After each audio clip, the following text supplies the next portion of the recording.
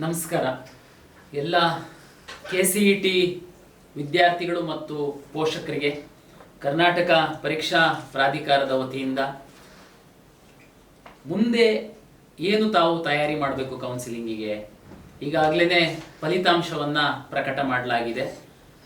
ನಾವು ಏನು ವೃತ್ತಿಪರ ಕೋರ್ಸ್ಗಳಿಗೆ ಸೀಟನ್ನು ಹಂಚಿಕೆ ಮಾಡ್ತೀವಿ, ಎಲ್ಲ ಕೋರ್ಸುವಾರು ನಾವು ರ್ಯಾಂಕನ್ನು ಪಬ್ಲಿಷ್ ಮಾಡಿದ್ವಿ. ನೆಕ್ಸ್ಟ್ ಕೌನ್ಸಿಲಿಂಗ್ ಯಾವಾಗ ಶುರುವಾಗುತ್ತೆ, ಕೌನ್ಸಿಲಿಂಗ್ ಯಾವ ರೀತಿ ಇರುತ್ತೆ, ಎಷ್ಟು ಸೀಟ್ ಇರುತ್ತೆ ಏನು ಅನ್ನುವಂಥದ್ದು ಸಾಕಷ್ಟು ಪೋಷಕರಿಗೆ ಗೊಂದಲ ಇರುತ್ತೆ. ಈ ಕುರಿತು ಪ್ರಾಧಿಕಾರದ ವತಿಯಿಂದ ತಮಗೆ ನಾನು ಏನು ಹೇಳಲಿಕ್ಕೆ ಇಚ್ಛೆ ಪಡ್ತೀನಿ ಅಂತಂದರೆ, ತಮಗೆಲ್ಲ ಗೊತ್ತಿರುವಂತೆ ಇಂಜಿನಿಯರಿಂಗ್ ಕಾಲೇಜುಗಳಿಗೆ ಸಂಬಂಧಪಟ್ಟಂತೆ ಪರ್ಮಿಷನ್ ಕೊಡುವಂಥದ್ದು AICTE ಅವರು ಪರ್ಮಿಷನ್ ಕೊಡ್ತಾರೆ, ಎಷ್ಟು ಸೀಟ್ಗಳನ್ನು ತಾವು ಈ ವರ್ಷ ಅಡ್ಮಿಷನ್ ಮಾಡ್ಕೊಳ್ಬೇಕು ಅಂತೇಳಿ. ಸಾಕಷ್ಟು ಪೋಷಕರು ಈಗಾಗಲೇ ಸಾಕಷ್ಟು ಕಾಲೇಜಿಗೆ ಓಡಾಡಲಿಕ್ಕೆ ಶುರು ಮಾಡಿಬಿಟ್ಟಿದ್ದಾರೆ. ಸಾಕಷ್ಟು ತಮಗೆ ಬೇರೆ ಬೇರೆಯವರಿಂದ ಫೋನು ಬರಲಿಕ್ಕೆ ಶುರುವಾಗಿದೆ, ಬನ್ನಿ ಅಡ್ಮಿಷನ್ ಆಗಿ. ಸಾಕಷ್ಟು ಪೋಷಕರು ವಿದ್ಯಾರ್ಥಿಗಳಿಗೆ ಇಂಜಿನಿಯರಿಂಗಲ್ಲಿ ಒಳ್ಳೆ ರ್ಯಾಂಕ್ ಸಹ ಬಂದಿದೆ, ಆದರೆ ಸಹ ನೀವು ಗೊಂದಲದಲ್ಲಿದ್ದೀರಾ. ಅವ್ರು ಕರಿತಾ ಇದ್ದಾರೆ, ಹೋಗ್ಬೇಕಾ, ಅಡ್ಮಿಷನ್ ಆಗಬೇಕಾ, ಸರ್ಕಾರಿ ಸೀಟ್ ಯಾವಾಗ ಸಿಗುತ್ತೆ ಏನು ಅಂತ. ಎಷ್ಟೋ ಪೋಷಕರಿಗೆ ವಿದ್ಯಾರ್ಥಿಗಳಿಗೆ ಇಂಜಿನಿಯರಿಂಗ್ ಕಾಲೇಜುಗಳಲ್ಲಿ ಎಷ್ಟು ಸೀಟ್ ಇರುತ್ತೆ, ಆ ಸೀಟು ಯಾವ ರೀತಿ ಹಂಚಿಕೆ ಆಗುತ್ತೆ, ತಮ್ಮ ಮಗುವಿಗೆ ಸೀಟು ಸಿಗುತ್ತಾ ಸಿಗಲ್ವಾ, ಈ ಎಲ್ಲ ಗೊಂದಲದಲ್ಲಿ ತಾವಿದ್ದೀರಾ. ದಯಮಾಡಿ ಆಸೆಗೆ ಒಳಪಟ್ಟು ನಿಮ್ಮ ಮಗುದು ಒಳ್ಳೆ ರ್ಯಾಂಕ್ ಇದ್ರೆ ಸಹ ತಾವು ಹೋಗಿ ಯಾವುದೋ ಒಂದು ಅನಿವಾರ್ಯವಾಗಿ ಒಂದು ಕಾಲೇಜಿಗೆ ಸೇರಿಸುವಂತಹ ದುಡುಕು ನಿರ್ಧಾರವನ್ನು ತೆಗೆದುಕೊಳ್ಳಬೇಡಿ. ಸಾಕಷ್ಟು ನಮ್ಮ KCET ಎಕ್ಸಾಮಲ್ಲಿ ಎಲ್ಲ ನಗರ ಪ್ರದೇಶದ ವಿದ್ಯಾರ್ಥಿಗಳೇನು ಬರೆಯಲ್ಲ, ಕರ್ನಾಟಕ ರಾಜ್ಯದ ಗ್ರಾಮೀಣ ಪ್ರದೇಶದ ಪ್ರತಿಭಾವಂತ ವಿದ್ಯಾರ್ಥಿಗಳು ಸಹ ತಾವು KCETಯನ್ನು ಬರೆದಿದ್ದೀರಾ, ಸಾಕಷ್ಟು ಒಳ್ಳೆ ರ್ಯಾಂಕನ್ನು ಸಹ ತೆಗೆದುಕೊಂಡಿದ್ದೀರಾ. ನಾನು ನಿಮಗೆ ಉದಾಹರಣೆ ಸಹಿತ ಯಾವ ರೀತಿ ನಾವು ಕೌನ್ಸಿಲಿಂಗನ್ನು ಮಾಡ್ತೀವಿ, ಬೇಸಿಕ್ ಇನ್ಫಾರ್ಮೇಷನನ್ನು ನಿಮಗೆ ನಾನು ಕೊಡ್ಲಿಕ್ಕೆ ಇಚ್ಛೆ ಪಡ್ತೀನಿ. ಕೌನ್ಸಿಲಿಂಗ್ ಯಾವ ರೀತಿ ಆಗುತ್ತೆ, ಯಾವ ರೀತಿ ಆಪ್ಷನ್ ಎಂಟ್ರಿ ಮಾಡೋದು, ಅದೆಲ್ಲ ಮುಂದಿನ ದಿನಗಳಲ್ಲಿ ಹೇಳೋಣ. ಸದ್ಯಕ್ಕೆ ತಮಗೆಲ್ಲ ಗೊತ್ತಿದೆ, ಕರ್ನಾಟಕ ರಾಜ್ಯದಲ್ಲಿ ಎಲ್ಲ ವೃತ್ತಿಪರ ಕೋರ್ಸುಗಳಿಗೆ ನಾವು ಒಮ್ಮೆಗೇನೆ ಸೀಟ್ ಹಂಚಿಕೆಯನ್ನು ಮಾಡ್ತೀವಿ. Medical, dental, AYUSH, engineering, farm ಸೈನ್ಸಸ್ಸಲ್ಲಿ veterinary, agriculture, horticulture, forestry, nursing, D.Pharm ಇದೆಲ್ಲದಕ್ಕೂ ಮಾಡ್ತೀವಿ. ತಮ್ಗೆ ಗೊತ್ತಿದೆ, ಅದೆಲ್ಲದಕ್ಕೂ ರ್ಯಾಂಕ್ ಕೊಡ್ತೀವಿ. ಬಟ್ ಆದರೆ ನೀಟ್ ಎಕ್ಸಾಮ್ ರ್ಯಾಂಕಿನ ಆಧಾರದಲ್ಲಿ ನಾವು ಮೆಡಿಕಲ್, ಡೆಂಟಲ್, ಆಯುಷಿಗೆ ಸೀಟ್ ಹಂಚಿಕೆ ಮಾಡುವಂಥದ್ದು ತಮಗೆಲ್ಲ ಗೊತ್ತಿದೆ. ಈಗಾಗಲೇ ತಾವು KEನಲ್ಲಿ ರಿಜಿಸ್ಟ್ರೇಷನ್ ಸಹ ಮಾಡಿದ್ದೀರಾ. CET ಬರೆದಿದ್ರೆ ಕೆಲವರು ನೀಟ್ ಎಕ್ಸಾಮ್ ಮಾತ್ರ ಬರೆಯುವಂಥವು ಸಹ ನಮ್ಮಲ್ಲಿ ರಿಜಿಸ್ಟ್ರೇಷನ್ ಮಾಡಿದ್ದೀರಾ. ನೀಟ್ ಎಕ್ಸಾಮ್ ಸಹ ಆಗಿದೆ. ಫಸ್ಟ್ ನಿಮಗೆ ಹೇಳುವಂಥದ್ದು, ನಮ್ಮ ಎಲ್ಲ ಕೌನ್ಸಿಲಿಂಗ್ ಪ್ರಕ್ರಿಯೆ ಶುರು ಆಗಬೇಕಂತಂದ್ರೆ ನೀಟ್ ರಿಸಲ್ಟ್ ಬರಬೇಕು, 1 ಪಾಯಿಂಟ್.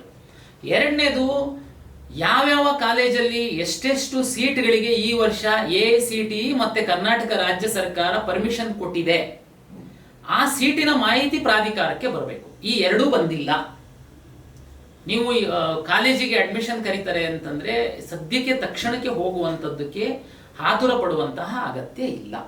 ನೀಟ್ ಯಾವಾಗ ರಿಸಲ್ಟ್ ಬರುತ್ತೆ, ನೀಟಿಂದು ರ್ಯಾಂಕ್ ಡಾಟಾವನ್ನು ನಮ್ಮ ಪ್ರಾಧಿಕಾರಕ್ಕೆ ಕೊಡ್ತಾರೆ. ಆ ನಂತರ ನಾವು ಕೌನ್ಸಿಲಿಂಗ್ ಪ್ರಕ್ರಿಯೆಯನ್ನು ಅಧಿಕೃತವಾಗಿ ನಾವು ಶುರು ಮಾಡ್ತೀವಿ. ಈಗ ನಮ್ಮ ರಿಸಲ್ಟ್ ಕೊಟ್ಟಿದ್ದೀವಿ, ಡಾಕ್ಯುಮೆಂಟ್ ವೆರಿಫಿಕೇಶನ್ 90% ಮುಗಿದಿದೆ. ಯಾರು ವಿಶೇಷ ಚೇತನರು ಇರ್ತಾರೆ ಅವರಿಗೆ ಪರಿಶೀಲನೆ ಕಾರ್ಯವನ್ನು ನಾವು 3ನೇ ತಾರೀಕಿಂದ ಮಾಡ್ತಾ ಇದ್ದೀವಿ. ಕೆಲವು ವಿದ್ಯಾರ್ಥಿಗಳು ನಮಗೆ CBSE ಇಂದ ಡಾಟಾ ಬರಲಿಲ್ಲ, ಅಂದರೆ ನೀವು ಅಪ್ಲಿಕೇಶನ್ ಹಾಕುವಂಥ ಸಂದರ್ಭದಲ್ಲಿ ನೀವು ಪರೀಕ್ಷೆದು ರಿಜಿಸ್ಟರ್ ನಂಬರ್ನ ಎಂಟ್ರಿ ಮಾಡಿ ಅಂತ ಹೇಳಿದ್ವಿ, ತಾವು ತಪ್ಪು ಎಂಟ್ರಿ ಮಾಡಿದ್ರಿ, ತಮಗೆ ನಾವು ರ್ಯಾಂಕ್ ಕೊಡಕ್ಕೆ ಆಗಲಿಲ್ಲ. ಅದಕ್ಕೆ ನಿಮಗೆ ಈಗ ನಾವು ಮಾರ್ಕ್ಸ್ ಅನ್ನ ಎಂಟ್ರಿ ಮಾಡೋದಕ್ಕೆ ನಿನ್ನೆ ಪೋರ್ಟಲ್ ಓಪನ್ ಮಾಡಿದೀವಿ. ನೀವು ಮಾರ್ಕ್ಸ್ ಅನ್ನ ಎಂಟ್ರಿ ಮಾಡಿದ್ರೆ ಮತ್ತೆ ಮಾರ್ಕ್ಸ್ ಕಾರ್ಡ್ ನ ಅಪ್ಲೋಡ್ ಮಾಡಿದ್ರೆ ನಾವು CBSE ಗೆ ಕಳಿಸಿ ವೆರಿಫೈ ಮಾಡಿ ನಿಮಗೆ ಸ್ಪಾಟ್ ರ್ಯಾಂಕ್ ಕೊಡುವಂತಹ ಕೆಲಸವನ್ನ ಸಹ ನಾವು ಮಾಡ್ತೀವಿ. ಅಲ್ಲಿಗೆ ನಿಮ್ಮ ರ್ಯಾಂಕ್ ಅಂತೂ ಬರುತ್ತೆ, ಯಾರು ಗೊಂದಲ ಒಳಗಾಗುವಂತಹ ಅಗತ್ಯ ಇಲ್ಲ. ಈಗ ನಾನು ಬಹುಮುಖ್ಯವಾಗಿ ಇವತ್ತು ಇಂಜಿನಿಯರಿಂಗ್ ಕಾಲೇಜ್ ಸೀಟ್ ಹಂಚಿಕೆ ಬಗ್ಗೆ, ನೀವು ಯಾರು ಪ್ರೈವೇಟ್ ಕಾಲೇಜುಗಳಿಗೆ ತಕ್ಷಣ ಹೋಗಿ ಒಳ್ಳೊಳ್ಳೆ ರ್ಯಾಂಕ್ ಇತ್ತು ಅಂತಂದ್ರೂ ಅಡ್ಮಿಷನ್ ಆಗುವಂಥದ್ದು, ಗೊಂದಲಕ್ಕೊಳಗಾಗುವಂಥದ್ದು, ಸೀಟ್ ನಾಳೆ ಸಿಕ್ಬಿಡುತ್ತೋ ಸಿಗಲ್ವೋ ಅನ್ನುವಂಥದ್ದು, ಇಂಥದಕ್ಕೆ ಒಂದು ತೆರೆ ಎಳೆಯುವಂತಹ ಪ್ರಯತ್ನ ಮಾಡ್ತೀನಿ. ಕರ್ನಾಟಕ ರಾಜ್ಯ ಸರ್ಕಾರ ಹಾಗೂ ಖಾಸಗಿ ಇಂಜಿನಿಯರಿಂಗ್ ಕಾಲೇಜುಗಳ ಒಕ್ಕೂಟ ಇಬ್ಬರೂ ಒಂದು ಒಪ್ಪಂದವನ್ನು ಮಾಡಿಕೊಂಡಿದ್ದಾರೆ. ಈ ಒಪ್ಪಂದದ ಪ್ರಕಾರ ಕರ್ನಾಟಕ ರಾಜ್ಯದಲ್ಲಿರುವಂತಹ 4-5 ಕೆಟಗರಿದು ಕಾಲೇಜು ಬರುತ್ತೆ. ನಾನು ಬಹುಮುಖ್ಯವಾಗಿ ಹೇಳುವಂಥದ್ದು ಸರ್ಕಾರಿ ಕಾಲೇಜುಗಳು. ರಾಜ್ಯದಲ್ಲಿ 16 ಸರ್ಕಾರಿ ಇಂಜಿನಿಯರಿಂಗ್ ಕಾಲೇಜುಗಳಿದೆ. ಅನುದಾನಿತ ಕಾಲೇಜುಗಳು, ರಾಜ್ಯ ಸರ್ಕಾರ ಅನುದಾನ ಕೊಡುವಂತಹ 9 ಕಾಲೇಜುಗಳಿದೆ. ಸರ್ಕಾರಿ ಕಾಲೇಜುಗಳಲ್ಲಿ 100 ಸೀಟ್ ಇತ್ತು. ಉದಾಹರಣೆ ನಾನು ಹೇಳ್ತೀನಿ, ಒಂದು ಬ್ರಾಂಚ್ಗೆ ಹೇಳ್ತೀನಿ. ಉದಾಹರಣೆಗೆ ಒಂದು ಸರ್ಕಾರಿ ಕಾಲೇಜಲ್ಲಿ ಕಂಪ್ಯೂಟರ್ ಸೈನ್ಸ್ ಅಲ್ಲಿ 100 ಸೀಟ್ ಅಡ್ಮಿಷನ್ ಮಾಡ್ಕೊಳ್ಳುವಂಥದ್ದಕ್ಕೆ ಅನುಮತಿ ಇದೆ ಅಂತ ಭಾವಿಸಿದ್ರೆ 100 ಸೀಟುಗಳನ್ನು ಸಹ ಕರ್ನಾಟಕ ಪರೀಕ್ಷಾ ಪ್ರಾಧಿಕಾರ ಹಂಚಿಕೆಯನ್ನ ಮಾಡುತ್ತೆ. ದಯಮಾಡಿ ಅರ್ಥ ಮಾಡ್ಕೊಳ್ಳಿ. 9 ಅನುದಾನಿತ ಕಾಲೇಜುಗಳಿದೆ. ಆ ಅನುದಾನಿತ ಕಾಲೇಜುಗಳಲ್ಲಿ ಅನುದಾನಿತ ಕೋರ್ಸ್ಗಳೇನಿದೆ ಅದಕ್ಕೆ 100 ಸೀಟ್ ಏನಾದರೂ ಇತ್ತು ಅಂತಂದ್ರೆ 95 ಸೀಟ್ಗಳನ್ನ ಕರ್ನಾಟಕ ಪರೀಕ್ಷಾ ಪ್ರಾಧಿಕಾರವೇ ಹಂಚಿಕೆಯನ್ನ ಮಾಡುತ್ತೆ. ದಯಮಾಡಿ ಅರ್ಥ ಮಾಡ್ಕೊಳ್ಳಿ. ಅಂದ್ರೆ ಸರ್ಕಾರಿ 16 ಕಾಲೇಜಲ್ಲಿ ಪೂರ್ತಿ ನಾವೇ ಅಲಾಟ್ ಮಾಡ್ತೀವಿ. ಅನುದಾನಿತ ಕಾಲೇಜುಗಳು 9 ಏನಿದೆ ಅದರಲ್ಲಿ ಅನುದಾನಿತ ಕೋರ್ಸ್ಗಳ 95% ಸೀಟ್ಗಳನ್ನು ನಾವೇ ಅಲಾಟ್ ಮಾಡ್ತೀವಿ. ಇನ್ನು ನಿಮಗೆ ನೆಕ್ಸ್ಟ್ ಅನುದಾನ ರಹಿತ ಅಂದ್ರೆ ಖಾಸಗಿ ಕಾಲೇಜುಗಳು. ಇದು ರಾಜ್ಯದಲ್ಲಿ ತುಂಬಾ ಖಾಸಗಿ ಕಾಲೇಜುಗಳಿದಾವೆ. ನಮ್ಮ ರಾಜ್ಯ ಸರ್ಕಾರ ಮತ್ತೆ ಅವರ ಒಪ್ಪಂದದ ಪ್ರಕಾರ ಯಾವುದೋ ಒಂದು ಖಾಸಗಿ ಕಾಲೇಜಲ್ಲಿ, ಉದಾಹರಣೆಗೆ ನಾನು ಹೇಳ್ತೀನಿ, ಒಂದು ಖಾಸಗಿ ಕಾಲೇಜಲ್ಲಿ ಉದಾಹರಣೆಗೆ ಎಲ್ಲಾ ಬ್ರಾಂಚ್ಗಳು ಸೇರಿ 1000 ಸೀಟ್ ಇದೆ ಅಂತ ಭಾವಿಸೋಣ. Computer science, civil, mechanical, automobile, AI ಇದೆಲ್ಲ ಸೇರಿ 1000 ಸೀಟ್ಗಳು ಒಂದು ಖಾಸಗಿ ಕಾಲೇಜಲ್ಲಿ ಇದೆ. ಅರ್ಥ ಮಾಡ್ಕೊಳ್ಳಿ. 450 ಸೀಟುಗಳನ್ನ ಕರ್ನಾಟಕ ಪರೀಕ್ಷಾ ಪ್ರಾಧಿಕಾರ ಹಂಚಿಕೆ ಮಾಡುತ್ತೆ. 1000 ಸೀಟಲ್ಲಿ 450 ಸೀಟುಗಳನ್ನ ನಾವು ಹಂಚಿಕೆ ಮಾಡ್ತೀವಿ. ನಾನು ಉದಾಹರಣೆ ಹೇಳ್ತೀನಿ ತಮಗೆ. ಇನ್ನು ಉಳಿದಿದ್ದು ಯಾರು ಮಾಡ್ತಾರೆ? ತಮ್ಮ ಮಾಹಿತಿಗೋಸ್ಕರ ಹೇಳ್ತೀನಿ. 1000 ಸೀಟಲ್ಲಿ ನಮ್ಮ ಒಂದು ಸರ್ಕಾರ ಮತ್ತೆ ಖಾಸಗಿ ಕಾಲೇಜುಗಳ ಒಪ್ಪಂದದ ಪ್ರಕಾರ 450 ಸೀಟು ಅಂದ್ರೆ 45% ಸೀಟುಗಳನ್ನ ನಾವು ಹಂಚಿಕೆ ಮಾಡ್ತೀವಿ. 30% ಸೀಟುಗಳನ್ನ ಕಾಮೆಟ್ಕೆ ಅಂತೇಳಿ ಅವ್ರದ್ದು ಒಂದು ಅಸೋಸಿಯೇಷನ್ ಅವರು ಎಕ್ಸಾಮ್ ಮಾಡ್ತಾರೆ, ಅವರು ಹಂಚಿಕೆ ಮಾಡ್ತಾರೆ. ಇನ್ನು ಉಳಿಯುವಂತಹ 25% ಸೀಟ್ಗಳೇನಿದೆ ಅದು ಮಾತ್ರ ಆ ಕಾಲೇಜಿನ ಆಡಳಿತ ಮಂಡಳಿಯವರು ಮ್ಯಾನೇಜ್ಮೆಂಟ್ ಕೋಟಾ ಮತ್ತೆ NRI ಅಂತೇಳಿ ಅವರಿಗೆ ಅಡ್ಮಿಷನ್ ಮಾಡ್ಕೊಳ್ತಾರೆ. ಕಾಮೆಟ್ಕೆ ಮತ್ತೆ ಸರ್ಕಾರಿ ಕೋಟಾ ಏನ್ ಹೇಳಿದಲ್ಲ ನಾನು 45%, ಈ ಎರಡಕ್ಕೂ ಸರ್ಕಾರವೇ ಫೀಸ್ ನಿಗದಿಪಡಿಸುತ್ತೆ. ನೀವು ಅರ್ಥ ಮಾಡ್ಕೊಳ್ಳಿ. 1000 ಸೀಟು ಒಂದು ಖಾಸಗಿ ಕಾಲೇಜಲ್ಲಿ ಇದೆ ಅಂತಂದ್ರೆ ಕಾಮೆಟ್ಕೆಗೆ 300 ಸೀಟು, ಕರ್ನಾಟಕ ಪರೀಕ್ಷಾ ಪ್ರಾಧಿಕಾರ 450 ಸೀಟು, ಇನ್ನ 250 ಸೀಟು ಮ್ಯಾನೇಜ್ಮೆಂಟ್ ಅಲಾಟ್ ಮಾಡುತ್ತೆ. ನೀವು ಒಳ್ಳೆ ರ್ಯಾಂಕ್ ನಿಮ್ಮ ಮಗುಗಿದ್ರು ನೀವು ಯಾಕೆ ಗಡಿಬಿಡಿ ಮಾಡ್ತೀರಾ? ಪ್ರಾಧಿಕಾರ ಕೌನ್ಸಿಲಿಂಗ್ ಮಾಡೋ ತನಕ ದಯಮಾಡಿ ವೆಯ್ಟ್ ಮಾಡಿ. ಆಮೇಲೆ ಈ ಸರಿ ನಾವು ಖಾಸಗಿ ಕಾಲೇಜವರಿಗೆ ಸಹ ರಿಕ್ವೆಸ್ಟ್ ಮಾಡಿದೀವಿ, ನಮ್ಮ ಕೌನ್ಸಿಲಿಂಗು ಶುರುವಾದ ನಂತರ ಅಂದ್ರೆ 1 ರೌಂಡ್ ನಂತರ ತಾವು ಕಾಮೆಟ್ಕೆದು ಕೌನ್ಸಿಲಿಂಗ್ ಶುರು ಮಾಡಿ ಅಂತ ರಿಕ್ವೆಸ್ಟ್ ಮಾಡಿದೀವಿ. ಕೆಲವು ಮಗು ನಮ್ಮಲ್ಲೂ CET ಬರ್ದಿರ್ಬೋದು, ಕಾಮೆಟ್ಕೆನಲ್ಲೂ ಬರ್ದಿರ್ಬೋದು. ನಮ್ಮಲ್ಲಿ ಸೀಟ್ ಸಿಕ್ತು ಅಂತಂದ್ರೆ ನೀವು ಕಾಮೆಟ್ಕೆಗೆ ಹೋಗೋ ಅಗತ್ಯ ಇಲ್ಲ. ಫೀಸ್ ಬಗ್ಗೆ ಬರೋದಾದ್ರೆ ಕಾಮೆಟ್ಕೆಗೆ ಮತ್ತೆ ಸರ್ಕಾರಿಗೆ ಏನಿದೆ ಅದು ರಾಜ್ಯ ಸರ್ಕಾರವೇ ನಿಗದಿಪಡಿಸುತ್ತೆ. ನಾವು ಇಬ್ರು ಒಪ್ಪಿ ನಿಗದಿಪಡಿಸುವಂಥದ್ದು.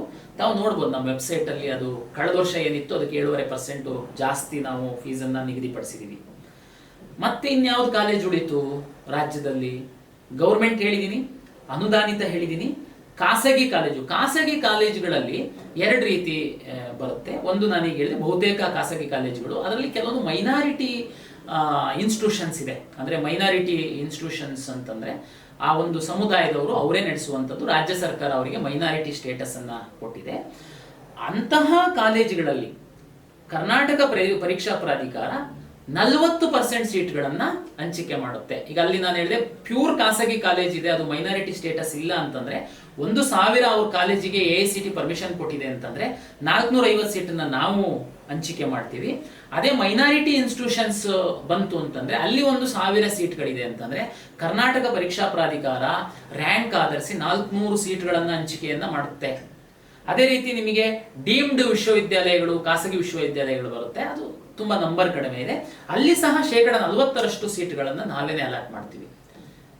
ಅರ್ಥ ಮಾಡಿ ಪೋಷಕರೇ, ಕಳೆದ ವರ್ಷ 79,000 ಇಂಜಿನಿಯರಿಂಗ್ ಸೀಟ್ಗಳನ್ನ ಕರ್ನಾಟಕ ಪರೀಕ್ಷಾ ಪ್ರಾಧಿಕಾರ ಹಂಚಿಕೆ ಮಾಡುವಂತದ್ದಕ್ಕೆ ನಮಗೆ ಪರ್ಮಿಷನ್ ಇತ್ತು. ಈ ವರ್ಷ 79,000ಕ್ಕಿಂತ ಸ್ವಲ್ಪ ಜಾಸ್ತಿನೇ ಆಗುತ್ತೆ ಹೊರತು ಕಡಿಮೆ ಅಂತೂ ಆಗಲ್ಲ. ಹಾಗಾಗಿ ನೀವು ದಯಮಾಡಿ ಗಡಿಬಿಡಿ ಮಾಡದೆ ತಾಳ್ಮೆಯಿಂದ ನಮ್ಮ ಕೌನ್ಸಿಲಿಂಗಿಗೆ ವೆಯ್ಟ್ ಮಾಡಿ.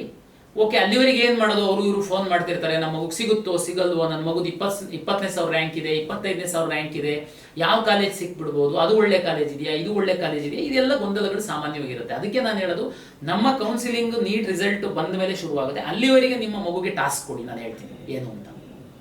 ಕರ್ನಾಟಕ ರಾಜ್ಯದಲ್ಲಿ ಎಷ್ಟು ಖಾಸಗಿ ಕಾಲೇಜುಗಳು ಇದ್ದಾವೆ, ಎಷ್ಟು ಗೌರ್ಮೆಂಟ್ ಕಾಲೇಜುಗಳಿದ್ದಾವೆ, ಎಷ್ಟು ಅನುದಾನಿತ ಕಾಲೇಜುಗಳಿದ್ದಾವೆ, ಈ ಎಲ್ಲ ಕಾಲೇಜುಗಳಲ್ಲಿ ಯಾವ್ದ್ಯಾವ್ದು ಕೋರ್ಸ್ಗಳಿದೆ, ನೀವು ಟಾಪ್ 10 ಕಾಲೇಜು, ಟಾಪ್ 20 ಕಾಲೇಜು ತಗೊಂಡ್ರೆ ಆ ಕಾಲೇಜುಗಳಲ್ಲಿ ಯಾವ್ದ್ಯಾವ್ದು ಕೋರ್ಸ್ಗಳಿದೆ, ಆ ಕೋರ್ಸ್ಗಳಲ್ಲಿ ಕಳೆದ ವರ್ಷ ನಾವು ಕರ್ನಾಟಕ ಪರೀಕ್ಷಾ ಪ್ರಾಧಿಕಾರದಿಂದ ಸೀಟು ಹಂಚಿಕೆ ಮಾಡಿದಂತಹ ಸಂದರ್ಭದಲ್ಲಿ ನಾವು 3 ರೌಂಡ್ ಸೀಟನ್ನು ಹಂಚಿಕೆ ಮಾಡಿದ್ದೀವಿ ಕಳೆದ ಬಾರಿ. ಪ್ರತಿ ಬಾರಿ ಯಾವ ರ್ಯಾಂಕಿಗೆ ಯಾವ ಕಾಲೇಜಲ್ಲಿ ಕಟ್ ಆಫ್ ಆಗಿದೆ, ಉದಾಹರಣೆಗೆ ನಿಮ್ಮ ಮಗುದು 25,000 ರ್ಯಾಂಕ್ ಇದೆ, ನಿಮಗೆ ಊರಲ್ಲೇನೆ ಇಂಜಿನಿಯರಿಂಗ್ ಮಾಡಬೇಕು ಅಂತಿದೆ, ನಿಮ್ಮ ಜಿಲ್ಲೆನಲ್ಲಿರುವಂತಹ 3 ಕಾಲೇಜ್ ಇದೆ, ಅದರಲ್ಲಿ ಯಾವುದೋ ಒಂದು ಕಂಪ್ಯೂಟರ್ ಸೈನ್ಸ್ ಬ್ರಾಂಚ್ ಅಲ್ಲಿ ನೀವು ಇಂಜಿನಿಯರಿಂಗ್ ಮಾಡಿಸ್ಬೇಕು ಅಂತ ನಿಮ್ಮ ಆಸೆ ಇದೆ. ಸಿಂಪಲ್, ನೀವು ಕರ್ನಾಟಕ ಪರೀಕ್ಷಾ ಪ್ರಾಧಿಕಾರದ ವೆಬ್ಸೈಟಿಗೆ ಹೋಗಿ, ನಮ್ಮ ವೆಬ್ಸೈಟ್ ಅಲ್ಲಿ ಪ್ರವೇಶ ಅಂತೇಳಿ ಕಳೆದ ವರ್ಷದ ಪ್ರವೇಶದ ಮಾಹಿತಿ ಇದು ಐಕಾನ್ ಮೇಲೆ ಕ್ಲಿಕ್ ಮಾಡಿ, ಕಳೆದ ವರ್ಷ ನಾವು ಪ್ರತಿ ರೌಂಡ್ ಅಲ್ಲಿ ಸೀಟ್ ಹಂಚಿಕೆ ಮಾಡಿರುವಂತಹ ಮಾಹಿತಿ, ಕಾಲೇಜ್ ವಾರು, ಬ್ರಾಂಚ್ ವಾರು ಕಟ್ ಆಫ್ ರ್ಯಾಂಕ್ ಇದೆ. ದಯಮಾಡಿ ನಿಮ್ಮ ಮಗುಗೆ ಟಾಸ್ಕ್ ಕೊಡಿ ಸ್ಟಡಿ ಮಾಡೋದಕ್ಕೆ. ಸುಮ್ಮನೆ ಅವ್ರು ಹೇಳಿದ್ರು, ಇವ್ರು ಹೇಳಿದ್ರು, ಯಾವುದೋ ಯೂಟ್ಯೂಬ್ ಚಾನಲ್ ಹೇಳಿದ್ರು, ಇಷ್ಟು ನಿಂತು ಬಿಡುತ್ತೆ, ಅಷ್ಟು ನಿಂತು ಬಿಡುತ್ತೆ.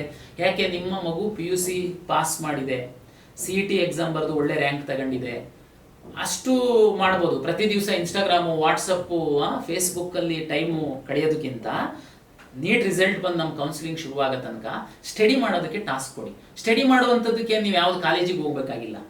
ನಾನು ಹೇಳ್ತಾ ಇದ್ದೀನಿ, ಕರ್ನಾಟಕ ಪರೀಕ್ಷಾ ಪ್ರಾಧಿಕಾರದ ವೆಬ್ಸೈಟ್ ಅಲ್ಲಿ ನಿಮಗೆ ಸಂಪೂರ್ಣ ಮಾಹಿತಿ ಸಿಗುತ್ತೆ. ನಿಮಗೆ ಈಗಲೇ ಗೊತ್ತಾಗ್ಬಿಡುತ್ತೆ ನಿಮ್ಮ ಮಗುದು ರ್ಯಾಂಕು ಏನಿದೆ, ಯಾವ ಕಾಲೇಜಲ್ಲಿ ಸಿಕ್ಬೋದು. ಅಲ್ಲ ಸರ್, ಕಳೆದ ವರ್ಷ ಕಟ್ ಆಫ್ ಆಗಿರೋದು ಈ ವರ್ಷ ಅಷ್ಟೇ ಕಟ್ ಆಫ್ ಆಗುತ್ತೆ ಅಂತ ಏನು ಗ್ಯಾರಂಟಿ ಸರ್? ಅರ್ಥ ಮಾಡ್ಕೊಳ್ಳಿ, ಇದು ಒಂದು ಅಂದಾಜಲ್ಲಿ ಹೇಳುವಂಥದ್ದು. 90% ಸ್ವಲ್ಪ ಹಾಸ್ಪಾಸ್ ಇರುತ್ತೆ. ಕಳೆದ ವರ್ಷಕ್ಕಿಂತ ಈ ವರ್ಷ ಸೀಟ್ಗಳು ಜಾಸ್ತಿನೇ ಆಗಿದೆ.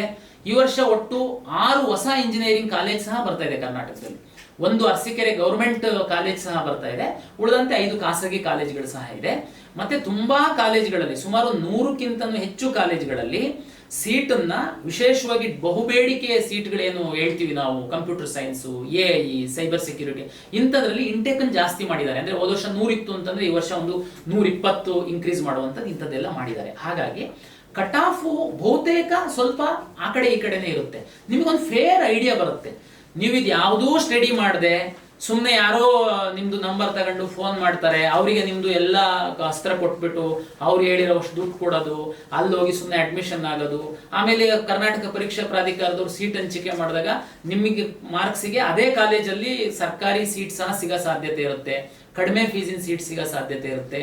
ಅದಕ್ಕೆ ಆಮೇಲೆ ಎಲ್ಲ ಖಾಲಿ ಆಗ್ಬಿಡುತ್ತೆ ಸೀಟು. ಹಾಗೆ ನೋಡಿ, AICT ಅವರು ಇನ್ನೂ ಪರ್ಮಿಷನ್ ಕೂಡ ಹಂತದಲ್ಲಿ ಇದ್ದಾರೆ, ಇನ್ನೂ ಕೊಡ್ತಾನೆ ಇದ್ದಾರೆ. ಈ ತಿಂಗಳು 30 ತನಕ ಲಾಸ್ಟ್ ಡೇಟ್ ಇದೆ ಅವ್ರದ್ದು. ಇಷ್ಟು ಬೇಗ ಹೋಗಿ ನೀವು ಅಡ್ಮಿಷನ್ ಮಾಡುವಂಥದ್ದು ಏನಿದೆ, ಫಸ್ಟ್ ಸ್ಟಡಿ ಮಾಡಿ. ಇಲ್ಲ ಯಾವುದು ಲಾಸ್ಟ್ ಇಯರ್ 3 ರೌಂಡ್ ಅಲ್ಲಿ ನಿಮ್ಮ ಮಗುಗಿರುವಂತಹ ರ್ಯಾಂಕಿಗೆ ಯಾವುದೇ ಇಂಜಿನಿಯರಿಂಗ್ ಕಾಲೇಜಲ್ಲಿ ಸೀಟ್ ಸಿಕ್ಕಿಲ್ಲ, ಓಕೆ, ನೀವು ನಿರ್ಧಾರ ಮಾಡಿ ಇಂಜಿನಿಯರಿಂಗೇ ಮಾಡಬೇಕು, ಓಕೆ, ಅವಾಗ ಹೋಗಿ ನೀವು ಮ್ಯಾನೇಜ್ಮೆಂಟಿಗೆ ಮತ್ತೆಲ್ಲ ಅಡ್ಮಿಷನ್ ಮಾಡಿಸ್ತೀರಾ ಅಥವಾ ಮಾಡಿಸೋದಕ್ಕೆ ಫ್ರೀ ಇದ್ದೀರಾ. ಬಟ್ ಸ್ಟಡಿ ಮಾಡಿ ತೀರ್ಮಾನ ಮಾಡಿ ಅಂತನ್ನುವಂಥದ್ದು ನನ್ನ ಒಂದು ವಿನಂತಿ. ಅದೇ ರೀತಿ ನೀವು ನಾನು ನೆಕ್ಸ್ಟ್ ವಿಡಿಯೋದಲ್ಲಿ ನಾನು ಈ ಮೆಡಿಕಲ್ಲು, ಡೆಂಟಲ್ಲು, ಆಯುಷು ಮತ್ತು ಬೇರೆ ಕೋರ್ಸ್ಗಳನ್ನ ಹೇಳ್ತೀನಿ. ಯಾಕೆಂದರೆ ಬಹುತೇಕ ವಿದ್ಯಾರ್ಥಿಗಳು ನಮ್ಮ CET-ನಲ್ಲಿರುವಂಥವ್ರು, ಹೆಚ್ಚಿನ ವಿದ್ಯಾರ್ಥಿಗಳು ಇಂಜಿನಿಯರಿಂಗ್ ಆಸ್ಪಿರೆಂಟ್ಸ್ ಇದ್ದಾರೆ. ಹಾಗಾಗಿ ನಾನು ಇಂಜಿನಿಯರಿಂಗಿಗೆ ಸಂಬಂಧಪಟ್ಟಂತೆ ನಾನು ಈ ವಿಡಿಯೋದಲ್ಲಿ ಎಕ್ಸ್ಪ್ಲೇನ್ ಮಾಡಿದ್ದೀನಿ. ರಿಸಲ್ಟು ನಾವು ಪಬ್ಲಿಷ್ ಮಾಡಿದ್ದೀವಿ. ಕೆಲವು ವಿದ್ಯಾರ್ಥಿಗಳಿಗೆ ಏನು ರಿಸಲ್ಟ್ ಬಂದಿಲ್ಲ, ಅವರಿಗೆ ಸ್ಪಾಟ್ ರ್ಯಾಂಕ್ ಕೊಡುವಂಥದ್ದು ಈ ವಾರದಲ್ಲಿ ನಾವು ವ್ಯವಸ್ಥೆಯನ್ನು ಮಾಡ್ತೀವಿ. ಡಾಕ್ಯುಮೆಂಟ್ ಪರಿಶೀಲನೆಗೆ ಯಾರು ಈಗಾಗಲೇ ಪರಿಶೀಲನೆ ಮಾಡುವಂಥದ್ದು ಅವಧಿ ಮುಗಿದಿದೆ, ಅವರಿಗೆಲ್ಲರಿಗೆ ನಾವು ಡಾಕ್ಯುಮೆಂಟ್, ಉದಾಹರಣೆಗೆ NCC, ಸ್ಪೋರ್ಟ್ಸ್ ಇದೆಲ್ಲ ಆ ಇಲಾಖೆಗೆ ಕಳಿಸಿದ್ದೀವಿ. ಅವ್ರು ಬರ್ತಿದ್ದಂಗೆ ನಾವು ನಿಮ್ಮ ಎಲಿಜಿಬಿಲಿಟಿ ಇದೆಯಾ ಇಲ್ವಾ ಅನ್ನುವಂಥದ್ದು ನಾವು ಪಬ್ಲಿಷ್ ಮಾಡ್ತೀವಿ. ಜೊತೆಗೆ ಯಾರು ಪರ್ಸನ್ ವಿತ್ ಡಿಸೆಬಿಲಿಟಿ ಕ್ಲೈಮ್ ಮಾಡಿದ್ದೀರಾ, ನೀವು ಪ್ರಾಧಿಕಾರಕ್ಕೆ ಬರಬೇಕಾಗುತ್ತೆ. ನೀವು ಯಾವುದೋ ಜಿಲ್ಲೆನಲ್ಲಿ ಏನೋ ಒಂದು ಸರ್ಟಿಫಿಕೇಟ್ ತಗೊಂಡಿರುವಂಥದ್ದಿಲ್ಲ, ಹಾಗಲ್ಲ. 3ನೇ ತಾರೀಕಿಂದ ಇಲ್ಲಿ ನಾವು ಆಫ್ಲೈನಲ್ಲಿ ಎಕ್ಸ್ಪರ್ಟ್ಸ್ ಬಂದು ಸ್ಟಡಿ ಮಾಡಿ ನೀವು ಎಲಿಜಿಬಲ್ ಇದ್ದೀರಾ ಇಲ್ವಾ ಅನ್ನುವಂಥದ್ದು ಅವರು ಕ್ಲಾರಿಟಿಯನ್ನು ಕೊಡ್ತಾರೆ. ಯಾಕೆಂತಂದ್ರೆ ಅದರಲ್ಲೂ ಒಂದು ತಮಗೆ ಸ್ಪಷ್ಟೀಕರಣ ಕೊಟ್ಬಿಡ್ತೀನಿ. ವೆಟರ್ನರಿ ಕೋರ್ಸನ್ನು ಆಪ್ ಮಾಡಬೇಕು ಅಂತಂದರೆ ಅವರ ಇಲಾಖೆಯಲ್ಲಿ ಕೆಲವು ಡಿಸೆಬಿಲಿಟಿ ಪರ್ಸೆಂಟೇಜಿಗೆ ಅದಕ್ಕೆ ನಿರ್ಬಂಧ ಇದೆ, ಅವರಿಗೆ ಅವ್ರು ಎಲಿಜಿಬಲ್ ಮಾಡಲ್ಲ. ಮತ್ತೆ ಮೆಡಿಕಲ್ಗೆ ಯಾರಾದ್ರೂ ಹೋಗಬೇಕು ಅಂತಂದ್ರೆ ಅಲ್ಲಿ ಕೆಲವೊಂದು ಡಿಸೆಬಿಲಿಟಿಗೆ ಒಂದಷ್ಟು ಪರ್ಸೆಂಟೇಜ್ ಅನ್ನ NMC ಅವರು ಫಿಕ್ಸ್ ಮಾಡಿದ್ದಾರೆ. ಅದನ್ನೆಲ್ಲ ಪರಿಶೀಲನೆ ಮಾಡಿ ಆಯಾ ಕೋರ್ಸಿಗೆ ಅರ್ಹತೆ ಮಾಡುವಂಥದ್ದು ಒಂದು ಪ್ರಕ್ರಿಯೆ 3ನೇ ತಾರೀಕಿಂದ ನಮ್ಮ ಕಚೇರಿನಲ್ಲಿ ನಡೆಯುತ್ತೆ. ಅಂತಿಮವಾಗಿ ಪೋಷಕರಿಗೆ ವಿನಂತಿ, ಕರ್ನಾಟಕ ಪರೀಕ್ಷಾ ಪ್ರಾಧಿಕಾರ ಟೈಮ್ ಟು ಟೈಮ್ ನಿಮಗೆ ಮಾಹಿತಿಯನ್ನ ಅಪ್ಡೇಟ್ ಮಾಡಲಿಕ್ಕೆ ನಾವೇನೇ ಒಂದು ಯೂಟ್ಯೂಬ್ ಚಾನಲ್ ಅನ್ನ ಶುರು ಮಾಡಿದೀವಿ. ನಾನು ನಿಮಗೆ ಎಕ್ಸ್ಪ್ಲೈನ್ ಮಾಡ್ತೀನಿ ಅಥವಾ ನಮ್ಮ ಇತರೆ ಸಿಬ್ಬಂದಿಗಳು ಅಧಿಕೃತ ಮಾಹಿತಿಯನ್ನು ನಿಮಗೆ ಕೊಡ್ತಾ ಹೋಗ್ತೀವಿ. ದಯಮಾಡಿ ಕರ್ನಾಟಕ ಪರೀಕ್ಷಾ ಪ್ರಾಧಿಕಾರದ ಯೂಟ್ಯೂಬ್ ಚಾನಲ್ ಅನ್ನು ತಾವು ಫಾಲೋ ಮಾಡಿ. ಇಂಜಿನಿಯರಿಂಗಿಗೆ ಸೇರಿಸುವಂತಹ ಪೋಷಕರಿಗೆ ನಾನು ಈಗೇನು ಹೇಳಿದ್ದೀನಿ ಅದನ್ನ ಸ್ವಲ್ಪ ತಾವು ಮುಂದಿನ ಒಂದು ವಾರ